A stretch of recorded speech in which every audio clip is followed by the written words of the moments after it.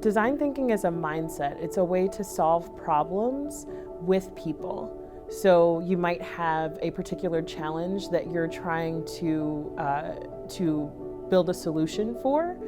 And in order to build that solution, you have to work with the people who are directly affected by the issue or the challenge. So you work with those people to co-design a solution. I remember reading about design thinking and feeling like I had just discovered the secret of like, how do you unlock the ability to see things that others cannot see? They had taken the process of creativity and innovation and really had a process. So all of a sudden it's like, oh, it's a process. It's something that you can actually learn and actually teach to others versus, oh, it's only Steve Jobs can do that, or only the special people can be innovators.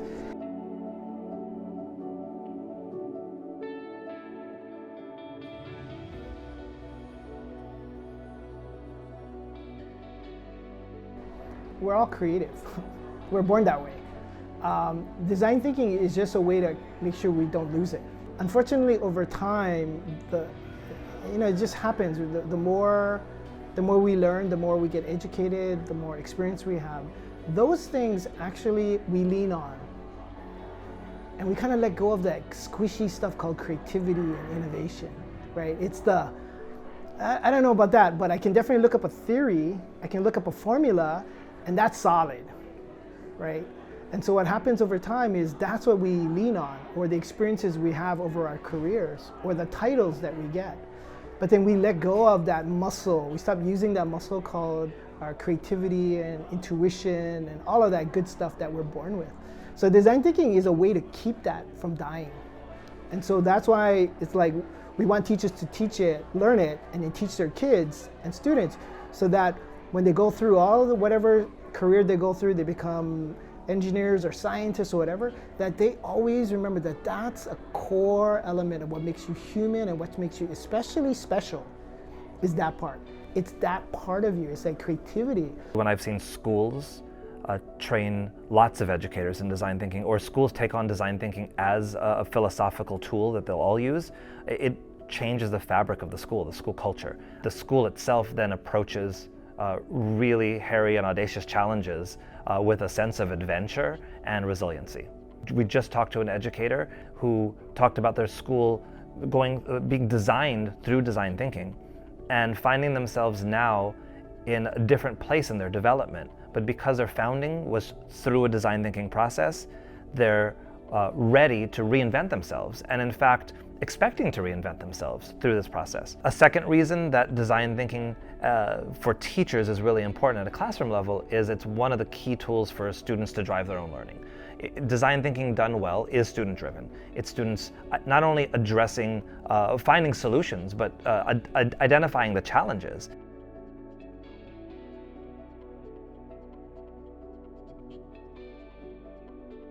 I've seen design thinking used in the classroom where students were trying to figure out how to clean up a local water supply.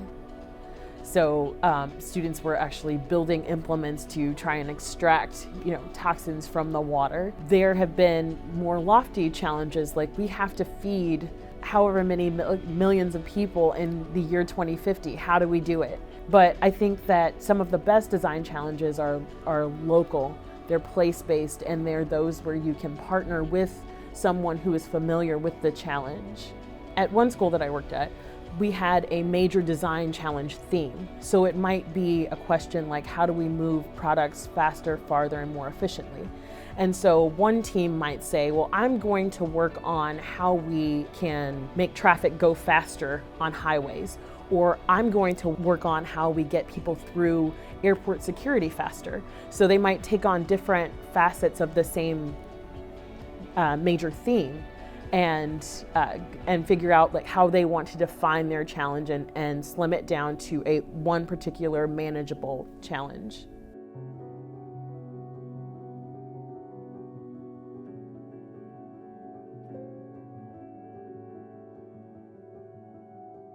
The design thinking process starts with empathizing. You have to find a challenge, or maybe you're presented with a challenge, you have to really sit inside that challenge and figure out, how does it feel to be faced with whatever issue it is? So that requires you to ask purposeful questions. It requires you to be non-judgmental.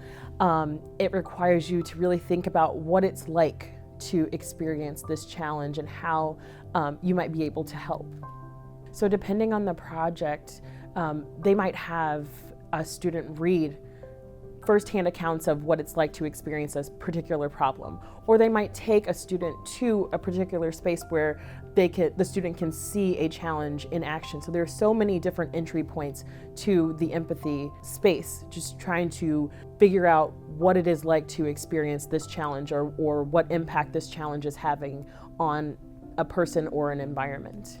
Oftentimes you go and you shadow, you just sit and you look around, you observe, you're going on a fact-finding mission. So it's not only the empathy interview, but it's also just sitting and noticing. It teaches students to go out, ask purposeful questions that matter, to find information that they can use to help other people. And I think that that's just such a beautiful way to teach students to think about the world. Like, how can you be of service in the world? And it starts with asking purposeful questions and caring enough to craft questions that are going to yield information that can help you build a product that will change the world.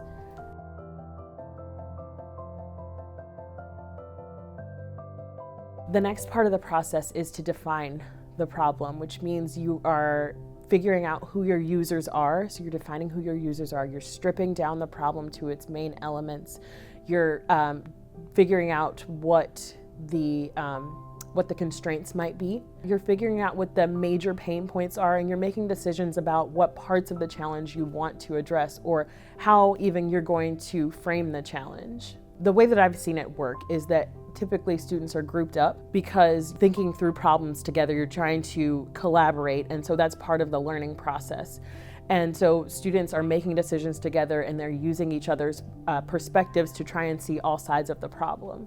A classroom might take on the same challenge, and they might have the same problem defined the same way, and just come up with different products based on the empathy interviews that they have conducted and the way that they decide to come at the problem.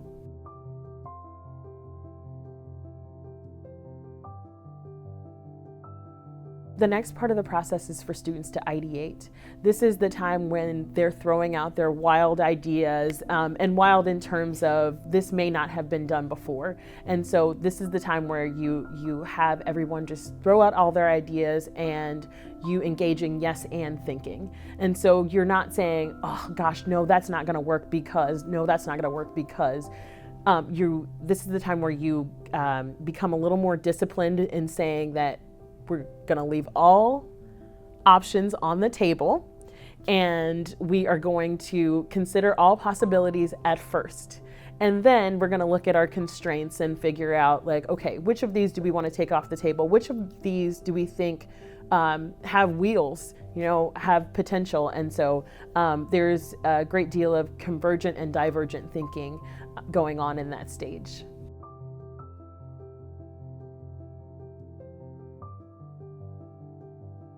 So the next step of the process is prototyping. This is the time where we take one or more of our ideas and we develop them into a testable form. So we might, if we're developing an app, we might begin mock-ups, trying to figure out, like, how might the app work? How might it help? Or we might actually be building something, like physically, like putting things together so that people can see, and so that it can be, parts of it can be tested.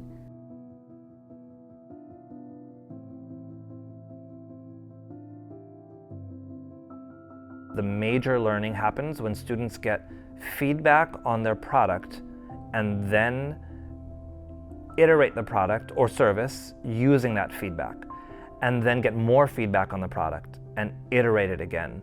It's in the multiple stages of iteration and feedback that the learning actually happens. So when I work with educators and on design thinking, I always encourage them to go through the cycle and do at least 2 iterations on the feedback and the redesign, because that's where we find the most powerful learning. One of the beautiful things about design thinking is just teaching students how to manage failure.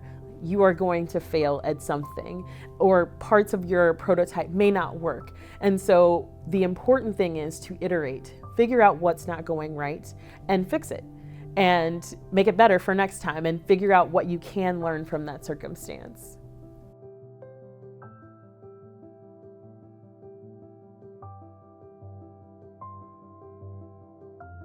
Students can always go back and tweak and make their products better. And I think one of the best parts of this is when you get a student that the time has run out, the feedback has been given, the exhibition has happened, and that student is still thinking about the problem and still trying to iterate and coming back to you and saying, look, I improved upon my design, and there's no obvious payoff for them right away.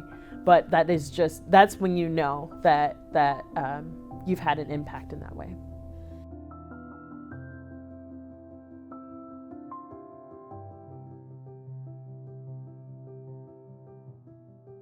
One of the ways that you can help students is to walk them through the questions that they're asking. So don't write their questions for them, but talk to them about whether their questions are purposeful. Because sometimes as adults, we assume that students will know what questions to ask. They know what they're looking for, but they may not know how to get that information. So I think actually having students review the questions either as peers or with the teacher themselves is a great way to ensure that they are iterating there as well. If a teacher were to spend more time on one thing as opposed to another, I would say that spending time in the empathy interviewing part is really important.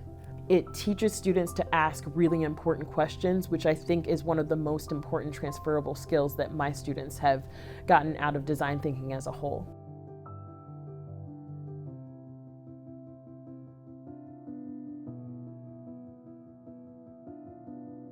There are a couple ways that things can go off the rails, which is fine, it's all a learning process. And I think that number one is with the empathy interviewing. If you decide that you see the challenge and you already have a thought as to what the answer should be or what the solution should be, you're going down the wrong path because you are discounting what your users can offer, and that discounting mentality, that discounting what they have to offer is going to continue throughout your process. It cuts you off from their knowledge and their insights, and then it sort of dooms you to creating an inferior product or an inferior solution in many cases.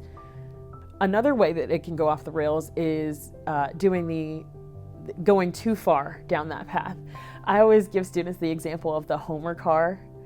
There is a car that on The Simpsons that Homer Simpson built, and the issue was that the designers gave him too much control. They allowed him to design a car, and so he designed his perfect car, and it was really ugly to everyone else and not functional for everyone else. So I think finding the right balance is really important. So this process teaches students that you have to be a designer and you have to have the right ratio. So it's not prudent to control everything without having input from the people for whom with whom you're designing. It's also not prudent to have the users design the product. You are the designer, so you have to know your role.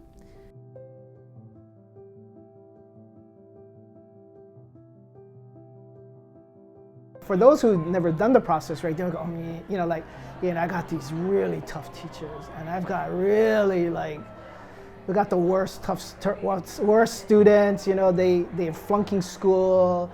They are unruly, they're not gonna be in school much longer, they're gonna get kicked out. And I said, those teachers and those students, they're gonna do really well with this process.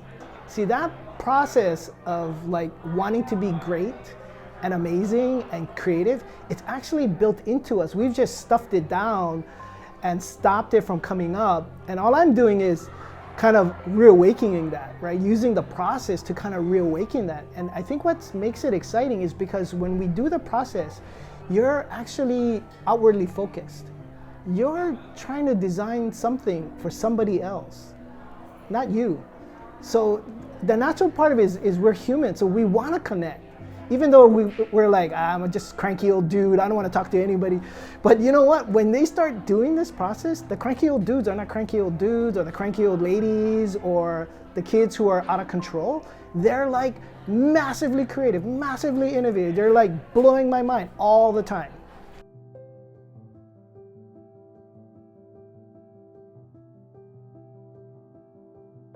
Real good design thinking takes time, specifically if you're going to go through this full cycle and multiple iterations.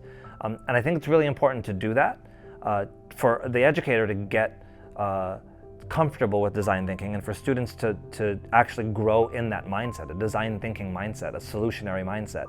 So that time commitment is necessary, but not always available.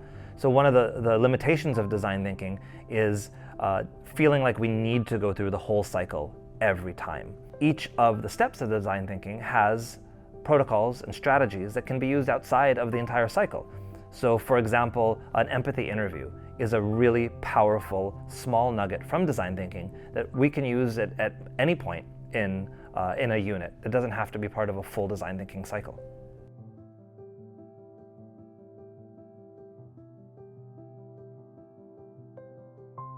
I'm very afraid that our students or the young generation now, we don't know what kind of jobs they'll have or careers, and we can't define it because of technology. So I am certain that if they used or implemented a new design thinking, it wouldn't matter what the careers are 20 years from now, they'd still be able to function successfully by using and knowing design thinking. If you think about every career, you're doing some kind of serving. So how well are you going to serve people? I want our kids to learn to be empathetic first, to serve others first, listen, and then help them. And this design thinking process is exactly the thing that I want our students to learn, because that's going to make them successful in life when they have a career and they know how to serve and they know how to create solutions for the people.